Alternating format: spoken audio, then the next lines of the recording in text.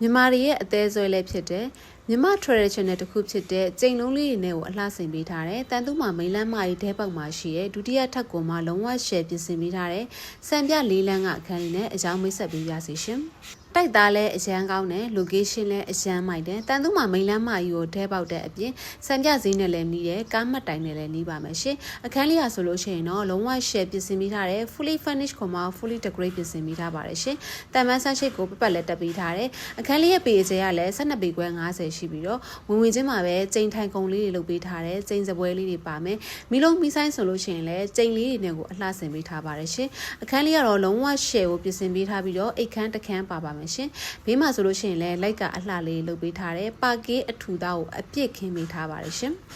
location အနေနဲ့ကလည်းတင်ငန်းကျွန်းမြို့နယ်စံပြလီလန်းမှာရှိပြီးတော့တန်သူမှာမိန်လန်းမကြီးတဲပေါက်မှာရှိရဲ့ရတနာလန်းနဲ့နီးမယ်လေတော့ကန်မိန်လန်းမကြီးတို့နဲ့နီးပါမယ်ရှင်အိတ်ခမ်းထဲမှာဆိုလို့ရှိရင်လည်းမှန်တင်ခုံအလှလေးရာစအကုန်လုံးလုပ်ပေးထားတယ်မီလုံးမီဆိုင်ဆိုလို့ရှိရင်လည်းလုံးဝပြောစရာမလိုအောင်ကိုဒီလေးပြင်ဆင်ပေးထားပါတယ်ရှင်ကရှင်ခန်းထဲမှာဆိုလို့ရှိရင်လည်းကရှင်ကောင်တာတွေကရှင်ကက်ဘိနက်တွေပါတယ်ရေချိုးကိုင်းတာဘိုးတိုင်းပေးစင်လေးလည်းပါပါမယ်ရှင်အခန်းလေးရဲ့ခေါ်စည်းလေးကိုတော့1450ညှိနှိုင်းလေးနဲ့ရောင်းချပေးသွားမှာဖြစ်ပါတယ်ရှင်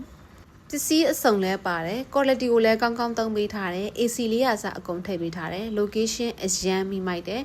ဘာလို့အကုန်ရတယ်တန်သူမှာမိန်လန်းမကြီးကိုလည်းတဲပေါက်တယ်အခန်းလေးကိုစိတ်ဝင်စားလို့ဆက်တဲ့ချိန်တော့ညီမရဲ့ Kikki Real Estate ကိုဆက်သက်ဆုံးသားမိများနိုင်ပါတယ်ရှင်ကျေးဇူးပါ